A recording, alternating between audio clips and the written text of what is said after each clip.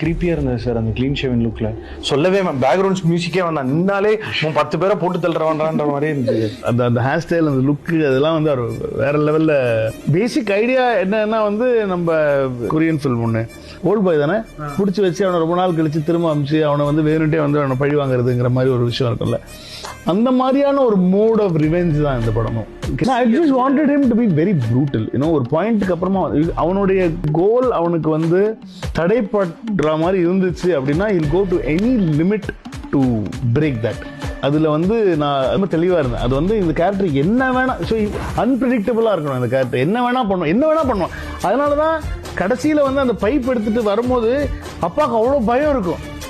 ஐயோ இது பண்ணிடுவான்டா அவன், டேய் சொல்றது கேள்றா, அதெல்லாம் அவன் பேசினா அவன் தான் சொல்றான், என்னடா பூமருக்கு என்ன கிஞ்சா பேசுறதுன்னு சொல்லுவான்.